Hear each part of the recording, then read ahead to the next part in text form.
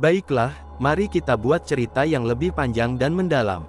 Bayangkan sebuah desa terpencil bernama Desa Bayangan, yang dikelilingi oleh hutan gelap dan penuh misteri. Di tengah desa, ada sebuah rumah tua yang dikenal sebagai Rumah Berdarah. Rumah itu memiliki sejarah kelam yang membuat penduduk desa takut mendekatinya. Sebelum lanjut, jangan lupa like, komen, dan subscribe di channel saya Konon Misteri. Puluhan tahun yang lalu, keluarga kaya tinggal di rumah itu. Namun, suatu malam, seluruh keluarga ditemukan tewas dengan cara yang mengerikan. Tidak ada yang tahu apa yang terjadi, tetapi sejak saat itu, rumah tersebut dianggap terkutuk. Penduduk desa sering mendengar suara-suara aneh dari dalam rumah, seperti tangisan, jeritan, dan langkah kaki. Suatu hari, seorang pemuda bernama Raka, yang tidak percaya pada cerita-cerita mistis, memutuskan untuk menyelidiki Rumah Berdarah. Dengan membawa senter dan kamera, ia memasuki rumah itu pada tengah malam.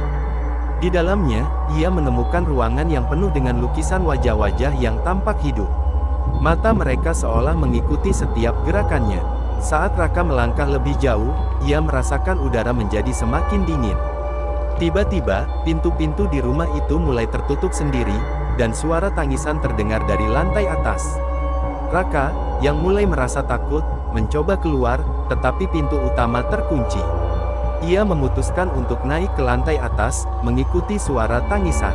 Di lantai atas, ia menemukan sebuah kamar dengan cermin besar. Di cermin itu, ia melihat bayangan seorang wanita berpakaian putih dengan wajah penuh luka. Wanita itu berbisik, "Pergilah sebelum terlambat."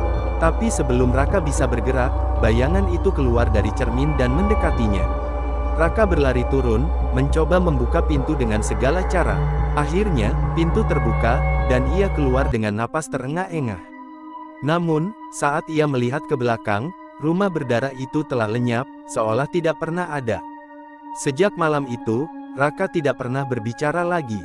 Ia hanya duduk di sudut rumahnya, menggambar wajah wanita yang ia lihat di cermin. Desa Bayangan pun semakin ditinggalkan, dan Rumah Berdarah menjadi legenda yang tidak pernah terpecahkan. Bagaimana menurutmu? Apakah cerita ini cukup menyeramkan?